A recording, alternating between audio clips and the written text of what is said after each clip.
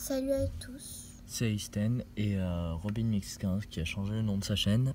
Je le mettrai en description. Maintenant, elle fait de l'ASMR et un peu de gaming, mais elle n'a pas encore fait de gaming. Et de ASMR slime. Ouais. Alors, aujourd'hui, on va refaire la vidéo aménagement d'un terrarium, sauf que là, ce sera spécialement pour les lézards des murailles. On va faire mâle et femelle. Juvénile et adulte. Ouais. Alors, je sais, j'en avais déjà fait une, c'est justement pour ça que j'ai dit que j'allais la refaire. Je vais essayer de la faire de meilleure qualité et un peu mieux expliquer. Alors, surtout que la caméra est nettement plus qualitative, mais bon. oui, je tenais juste à expliquer, je devais recevoir un trépied ajustable, enfin pas ajustable mais flexible. Je vous mettrai une photo au montage. Aussi, du coup, le tuto sera beaucoup mieux parce qu'il aura beaucoup plus de détails. Je tenais juste à dire aussi que je ne garde les lézards maintenant qu'une heure ou deux. Avec la chaleur qu'il fait, c'est obligatoire de les garder qu'une heure ou deux. Même déjà, pas. 2 heures, on les garde même pas, on les garde 1h30 grand max. Et je vous expliquerai comment on fait pour les garder aussi longtemps, genre sans qu'ils soient mal, quoi. Sans qu'ils soient vraiment mal. Et donc on commence maintenant. Sans qu'ils aient trop chaud, pardon. Voilà, et on commence maintenant. Alors pour aménager correctement un terrarium pour bébé lézard des murailles, correctement bien évidemment vous pouvez l'ajuster comme vous voulez, mais le mieux c'est comme ça. Je vous donnerai les détails. Alors une branche bien évidemment, de préférence plutôt grande. Vous la mettez, je vous montrerai comment on la met. Après regardez un petit peu la taille de la branche, parce que si ça rentre pas dans votre terrarium, vous allez être débile à rester comme ça.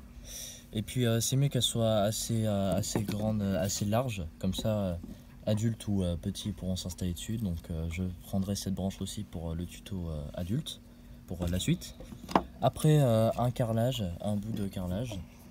Alors vous pouvez le prendre rectangulaire, vous pouvez le prendre... le mieux c'est qu'il soit cassé, comme ça au moins ça fera beaucoup plus naturel pour lui, même si du carrelage de la nature il n'y en a pas des masses. Mais rectangulaire ça dérange pas, si vous en avez que des rectangulaires quand ils sont cassés, ça dérange pas. Je vous montrerai comment les installer et que ça fasse le plus joli et naturel possible. Après un petit bout de pierre comme ça, faut vraiment qu'il soit petit. C'est pas obligé, surtout pour les petits, je vous montrerai pourquoi. Un petit récipient, vous pouvez prendre ce que vous voulez. Moi personnellement j'ai coupé une bouteille. Alors justement la pierre elle sert pour les petits, pour qu'ils puissent sortir de l'eau. Après qu'ils puissent rentrer, ça c'est... je vous montrerai comment faire, mais... ça tient mieux avec l'eau. Voilà, qu'ils puissent rentrer, qu'ils puissent sortir, c'est plus important, qu'ils se noient pas. J'ai un truc à rajouter, c'est que vu qu'on est en été, on a pris un brumisateur.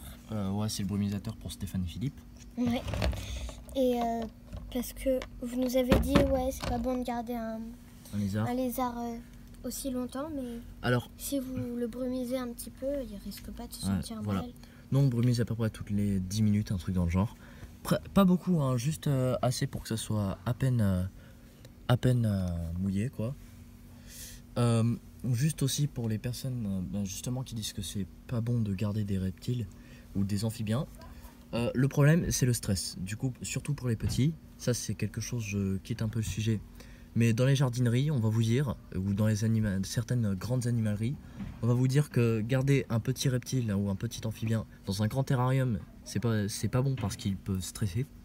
Ça c'est complètement une connerie. Vous vous doutez bien que dans la nature il n'y a pas de limite de taille, et que du coup c'est surtout les cachettes qui manquent dans un grand terrarium, souvent pour les débutants et pour les personnes qui sont conseillées que par des vendeurs en animalerie, en grandes animaleries ou en jardinerie. Donc il va falloir mettre beaucoup de cachettes, surtout pour là je quitte un peu le sujet, surtout pour l'aménagement d'un terrarium pour un serpent en captivité, un serpent voilà quoi, qu'on achète en animalerie. Mettez beaucoup de cachettes, les serpents stressent très facilement. Après on revient sur le sujet des lézards des murailles. Là aussi nous on met à peu près 2 ou 3 cachettes, je vous montrerai. Vous avez vu le ah oui. Et le dernier c'est un bout de parpaing, on va vous montrer comment l'installer. Donc les cachettes, moi je trouve que c'est mieux avec de la pierre, parce que le soleil il passe pas forcément dessus. Enfin, il passe dessus, mais il le traverse pas. Du coup, le lézard, il peut se sentir bien tout en étant à l'ombre. Ouais. Puis ce qui est bien avec certaines pierres comme l'ardoise, s'il fait pas trop chaud non plus, c'est que vous pouvez les installer et l'ardoise va capter la chaleur. Et quand il fera nuit, quand il n'y aura plus de soleil, il va la rester chaude. Donc le lézard va rester sur l'ardoise. Comme elle sera chaude, il va quand même y rester. Donc, on va commencer à installer? Ouais. Yes. Je vais sûrement vous mettre en accéléré toute l'installation et je ferai quelques coupures.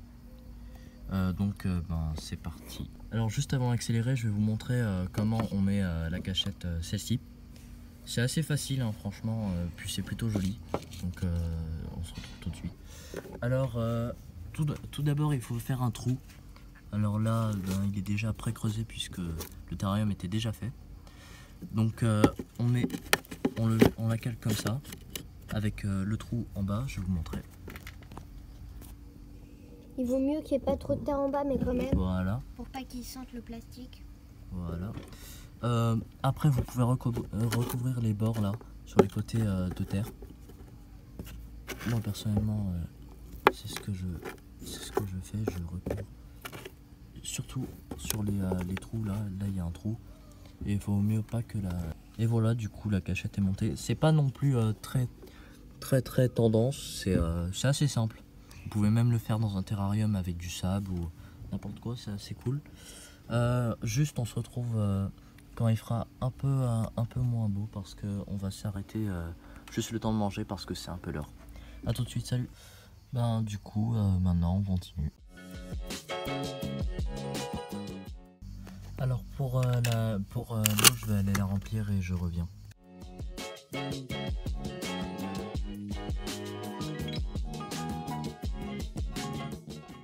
Donc voilà, on se retrouve avec ça. Alors malheureusement il y a 2 des 3 lézards qui se sont échappés, il ne me reste plus qu'un petit là. Sinon dans un terrarium de cette taille, après je montre comparé à ma main, vous pouvez en mettre au moins 5, au moins 4 ou 5 des petits. Et un grand vous pouvez en mettre un seul. Ouais je sais il y a beaucoup de bruit derrière, il y a les cigales qui font chier. Donc je vais le relâcher dans le terrarium et je vous dis à tout de suite. Voilà. Juste petite photo Instagram. Parfait. Allez. Bon, on attaque la deuxième partie. Alors là, j'ai pas de lézard adulte sous la main. Ça fait au moins depuis hier que j'en cherche. Alors juste pour information, comme j'ai pas du tout trouvé de lézard, ça fait quelques jours. J'ai pas fait la deuxième partie le lendemain. Du coup, c'est 3-4 jours après. Donc là on va attaquer, juste il y aura besoin de plus de cachettes, je vais vous montrer un peu. Alors à peu près les mêmes choses, hein, la branche, le bassin, le bout de parpaing et les 2 petits là. Mais là on aura besoin d'un autre bout de parpaing, comme ça, de quelques caillasses. Là il y en a beaucoup plus à côté, mais c'est pas grave. Et de feuilles mortes, je les ai préalablement broyées. Enfin broyées, cassées quoi. Donc on va commencer maintenant. Donc là j'ai commencé à mettre cette cachette, hein, je vous ai montré dans la première partie comment faire. Là c'est bon. Après au lieu de mettre le bassin pour tenir ce bout là, on va le mettre là comme ça à peu près. Ouais comme ça c'est bien. Ou de l'autre côté si vous voulez. Et celui-ci, il va venir le tenir. Je vais vous montrer à peu près comment ça va être. C'est à peu près comme ça. Et vous allez boucher les trous là. Pour que ce soit le plus noir possible à l'intérieur. Donc je vais faire ça vite fait. Voilà, et quand vous avez bouché avec les trous, vous rajoutez de la terre dessus. Pour que ce soit vraiment le plus noir possible à l'intérieur. Vraiment ils se sentent protégés. Là, vous pouvez en rajouter un peu au-dessus, un peu partout. Après là on va mettre le bassin, je pensais le mettre ici. Je vais le remplir d'eau après. Ouais, là ça me paraît bien. Après, on va rajouter cette branche. Cette branche elle est bien. La dernière fois, juste avant de tourner la vidéo, hier je crois que c'était juste 2 secondes. Ouais, non, c'était rien. Du coup, comme je vous disais, j'avais attrapé un lézard avant de tourner la deuxième partie. Et direct, même si le décor n'était pas encore fait, il était monté sur cette branche. Donc ça veut dire que ils aiment bien cette branche là, ils vont monter directement. Il n'a pas cherché à comprendre, dès qu'il est arrivé là, paf, il est monté dessus. Après on va rajouter les feuilles. Donc j'en ai laissé une grande comme ça. Je vais mettre, je sais pas, peut-être comme ça, ouais, ça me paraît bien. Après on en rajoute un peu partout. Hein. On va en mettre là. On en rajoute un peu de partout. Faut que ça recouvre bien. Comme ça au moins il peut se cacher sous les feuilles. Après le mieux c'est de les mettre à plat et pas sur de l'autre côté. Comme ça au moins on voit pas les fibres de la feuille. On peut en mettre un peu comme ça. J'en ai pas non plus des masses. Là il me reste que 2 petits bouts. Voilà. Et contrairement aux jeunes de la première partie, là on n'aura pas besoin de mettre de petits bouts pour qu'ils remontent. Ils pourront monter tout seuls. Donc ça c'est assez cool.